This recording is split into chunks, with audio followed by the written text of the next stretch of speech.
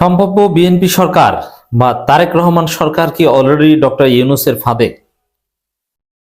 Doctor Yunus সরকার বা doctor ইউনূসকে কি BNP রাষ্ট্রপতি বানাতে বাধ্য হবে? এই প্রশ্নটা সামনে এসেছে।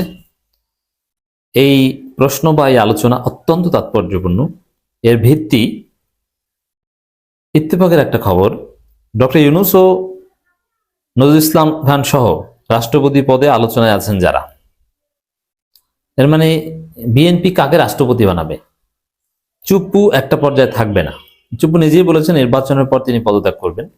চুপ্পুর মেয়াদ আছে, কিন্তু মেয়াদের আগেই তাকে সরিয়ে দেওয়া হতে পারে অথবা তিনি চলে যেতে পারেন। এটা স্বাভাবিক যে বিএনপি সবকিছু দখল করেছে, এখন বিএনপির স্বার্থ হাসিল হয়েছে, এখন আর চুপ্পুকে রাখবে কেন? অসম্ভব। চুপ্পু যাক বা না যাক, চুপ্পুকে বিএনপি এবার সরাবে। এতদিন বিএনপি স্বার্থে সরানো হয়নি, কিন্তু এখন বিএনপি স্বার্থেই তারা চুপ্পুকে সরিয়ে দিবে। এবার নতুন রাষ্ট্রপতি এটা অনিবার্য। কাকে বানাবে? নজরুল ইসলাম খানকে নমিনেশন দেয়নি, এমপি বানায়নি, তাকে রাষ্ট্রপতি বানানো অত্যন্ত সিনিয়র একজন নেতা হতে পারে। মঈন খান, তাকেও হতে পারে। মির্জা ফখরুল ইসলাম আলমগীর বিএনপির কাছে, যদিও তিনি গত 17 বছর একজন ব্যর্থ মহাসচিব, কিন্তু এখন তো সফল। কারণ যেভাবেই হোক বিএনপি ক্ষমতায় এসেছে, কোনো কাউন্সিল টাউন্সিল ছাড়া এই কমিটি বিএনপি ক্ষমতায় এনেছে। তো এতদিনের যত ব্যর্থতা ছিল যাই থাকুক, আমাদের হাসিনার ফেসিবাদের অধীনে ছিলাম, এর দায় মির্জা ফখরুলের আছে। কিন্তু তারপরও শেষ পর্যন্ত বিএনপি ক্ষমতা এনে দিয়েছেন, তার জীবদ্দশে এসেছেন। অতএব এখন সফল, অতীত বাদ। অতীতের ব্যর্থতাকে কাটিয়ে উঠে শেষ পর্যন্ত মির্জা ফখরুল ইতিহাসের অন্যতম সফল মহাসচিব, এটা বলতে হবে, কারণ তিনি ক্ষমতা এনে দিয়েছেন। বিজয়ী হলে তখন সফল, আর পরাজিত হলে ব্যর্থ, এটাই হিসাব। তো এখন মির্জা ফখরুলকে রাষ্ট্রপতি বানিয়ে সম্মানিত করার একটা সম্ভাবনা আছে। কিন্তু ইত্তেফাকের এই রিপোর্টে ডক্টর ইউনূসের নাম এসেছে। That is very interesting.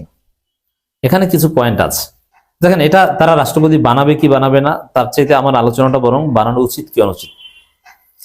দেখেন, যে অবস্থা, ইউনূস সরকার অনেক সংস্কার করে গিয়েছে, জুলাই সনদটাকে যেভাবে আনডিসাইডেড রেখে গিয়েছে, এবং বাংলাদেশের যে রাজনৈতিক কালচার, কথায় কথায় জেনজি যেভাবে আন্দোলন করে, এবং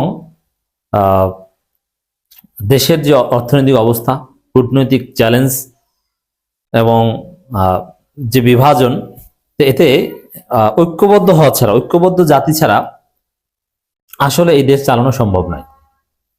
আমি একটা কথা স্পষ্ট বলে রাখি, বিএনপির মূর্খ, থার্ড ক্লাস, গান্ডু, গর্ধব যেগুলো জামাত শিবির এবং এনসিপির উপর হামলা করে, ওরা তারেক রহমানের শত্রু, ওরা বিএনপির শত্রু।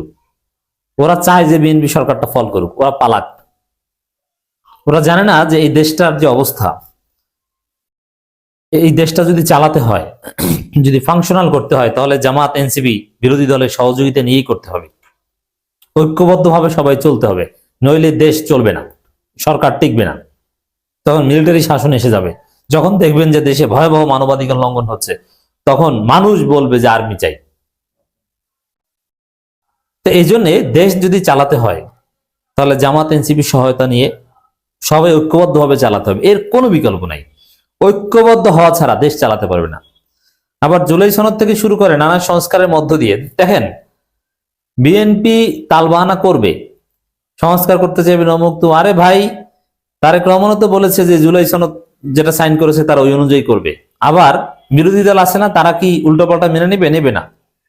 দেশ উত্তাল হয়ে যাবে, জুলাই সনদ বাস্তবায়ন করতে বাধ্য করবে। আবার ইউনূস সরকার এমপিদের শপথ পড়াবেন দুইটা, একটা হচ্ছে সংবিধান সংস্কার, মানে গণপরিষদ টাইপের একটা সংবিধান সংস্কার পরিষদের সদস্য হিসেবে, যেটা 180 দিনের মধ্যে তাদের এগুলো করতে হবে, এবং আরেকটা হচ্ছে পার্লামেন্ট মেম্বার হিসেবে, নিম্নকক্ষ মেম্বার হিসেবে, আর এরপরে আসবে উচ্চকক্ষ। তো এই যে সংবিধান সংস্কার, এটা তো মাস্ট। তো জুলাই সনদ থেকে শুরু করে সার্বিক ডক্টর ইউনূস যে ফাঁদ অলরেডি তৈরি করেছেন, বা যেখানে বিএনপি সরকার আটকাল, এবং আরো যদি ইন্টারন্যাশনাল বাইলেটারাল মাল্টিল্যাটারাল এগ্রিমেন্টের কথা যদি বলি, যুক্তরাষ্ট্রের সাথে নানান চুক্তি, দেশের কাঠামোগত যে পরিবর্তন যতটুকু করেছেন, তাতে বিরোধী দলের সাথে ঐক্য ছাড়া দেশ চালানো সম্ভব নয়। এখন সেই ঐক্যের বিষয়টা ধরে রাখা এবং সুন্দরভাবে সামনের দিকে এগিয়ে নিয়ে যাওয়া, এটা কি এককভাবে বিএনপির পক্ষে সম্ভব? ইউনূস যে ডিজাইন করে দিয়ে গিয়েছেন, যা ঘটিয়ে দিয়ে গেছেন শেষ পর্যন্ত গণভোটটা পাশ করে, সেই জায়গায় দর্শক ইউনূস কি করবেন, মানে বিএনপি কি করবে, কিভাবে কি করবে, আসলে কি ফাংশন হতে পারবে? It's very tough. তবে ইউনূসকে যদি রাষ্ট্রপতি পদে জামাত, বিএনপি, এনসিপি সবাই মিলে অনুরোধ করে রেখে দিতে পারে, ইউনূসের আগ্রহ নাই, কিন্তু যেহেতু তার সক্ষমতা আছে এবং তিনি সক্ষমতা দেখিয়েছেন, শেষ পর্যন্ত ব্যর্থতা থাকলেও ওভারঅল এই ব্যর্থতার মধ্যেও তিনি সফল, কিছু ব্যর্থতা বাদ দিলে। এই জন্য ঐক্যবদ্ধ জাতি ধরে রাখার জন্য রাষ্ট্রপতিকে যথেষ্ট ক্ষমতা দিয়ে যদি ইউনূসকে রাষ্ট্রপতি করে রাখা যায়, এটা বিএনপির জন্য কল্যাণকর হবে এবং দেশকে সুন্দরভাবে চালানো যাবে এবং বাংলাদেশের মানুষের যে স্বপ্ন, প্রত্যাশা, আশা, আকাঙ্ক্ষা, এটা বাস্তবায়ন করা যাবে। এবং ইউনূস যে ফাঁদ বা সংস্কার, এটা এই ফাঁদই ভালোর ফাঁদ, মানে তুমি চাইলেও ফেসিস্ট হয়ে উঠতে পারবে না, ফেসিস্ট হলেই তোমার পা আটকে পড়বে ফাঁদে, এই ফাঁদের কথা বলছি। তারপরে জনগণ তোমাকে পিটাবে, ফেসিস্ট হবা, ফেসিজম একদম ছুটাই দেবে জনগণ। এই ফাঁদ ইউনূস রেখে গিয়েছেন। তো এই জন্যে দেশটাকে চালাতে হলে ইউনূসকে যদি রাষ্ট্রপতি বানানো হয়, সবাই মিলেমিশে অনুরোধ করে তাকে রাখে এবং পর্যাপ্ত ক্ষমতা দিয়ে, তাহলে আমাদের দেশে স্থিতিশীলতা থাকবে এবং আমরা গণতন্ত্রের স্বাদ পাবো, একটা সুন্দর শাসন পাবো। যেহেতু বিএনপির তালিকায় তিনি আছেন, দ্যাট উড বি বেটার, নিঃসন্দেহে বেটার অপশন হবে। এবং ইউনূস হবেন ঐক্যের প্রতীক। ব্রিটেনে উন্নত দেশে যেরকম দেখেছেন, এবং ইউনূস থাকলে আওয়ামী লীগ আসতে পারবে না, উন্নত দেশে যেরকম আপনারা দেখেছেন যে রাজা থাকে ঐক্যের প্রতীক, যাকে ঘিরে বিরোধী দল, সরকারি দল সবাই ঐক্যবদ্ধ, এবং তাদের মধ্যে আপনি যদি যুক্তরাজ্যে যান, গ্রেট ব্রিটেনে কোনো ভেদাভেদ হানাহানি নেই, কত সুন্দর একটা সভ্য রাষ্ট্র। তো এরকম ইউনূস হবেন তখন ঐক্যের প্রতীক। এটা একটা মহা সুযোগ, এটা করা উচিত। এমনকি আমার তো মনে হয় যে দেশ সুন্দরভাবে চালাতে হলে তাকে রাষ্ট্রপতি বানাতে বাধ্য হয়েছে, আর কোনো উপায় নেই। তাহলে তারেক রহমান ডিজাস্টার ঘটাতে পারেন, কারণ দেশের অবস্থা ভালো মনে হচ্ছে না। দেখি কি হয়। এবং যদি এটা করা হয় তাহলে এই ইউনূস সরকারের লোকজনকে পালাতেও হবে না। আর যদি পুরনো বন্দোবস্তে চলে তাহলে ইউনূস সরকারের সবাইকে পালাতে হবে, বিএনপি আবার ফেসিস্ট হয়ে উঠবে। কিন্তু সেখানে যাওয়াও সম্ভব নয়, কারণ জামাত, এনসিপি সক্রিয় আছে। প্রায় 2 যুগ পর নিরঙ্কুশ সংখ্যাগরিষ্ঠতা নিয়ে সরকার গঠন করতে যাচ্ছে বাংলাদেশ জাতীয়তাবাদী দল বিএনপি। দলের গুরুত্বপূর্ণ ও জ্যেষ্ঠ নেতাদের প্রায় সবাই নির্বাচন জয়ী হয়েছে। বিএনপি চেয়ারপারসন তারেক রহমান প্রধানমন্ত্রী হবেন, এই বিষয়ে দলের পক্ষ থেকে আগে স্পষ্ট ঘোষণা করা হয়েছে।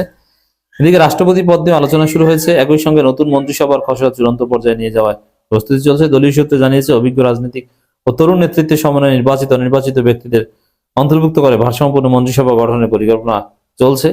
দলটির 3 প্রবীণ নেতা ও অরাজনৈতিক একজন এ পদের জন্য আলোচনা রয়েছেন। দলীয় সূত্রে জানা যায়, বিএনপি স্থায়ী কমিটির সদস্য নজরুল ইসলাম খানের অন্তর্বর্তীকালীন সরকারের প্রধান ডক্টর মোহাম্মদ ইউনূস রাষ্ট্রপতি পদে সবচেয়ে বেশি আলোচনা রয়েছেন। এর মানে বিএনপির ভিতর আলোচনা চলছে। যদি এটা হয়, সত্যি অসাধারণ হবে, আমরা শান্তিতে থাকতে পারবো এবং পরিপূর্ণ 5 বছর মেয়াদ বিএনপি সরকার সফলতার সাথে পূরণ করতে পারবে এবং পরবর্তীতে আর একটা শান্তিপূর্ণ নির্বাচনের মাধ্যমে ক্ষমতা হস্তান্তর হতে পারবে।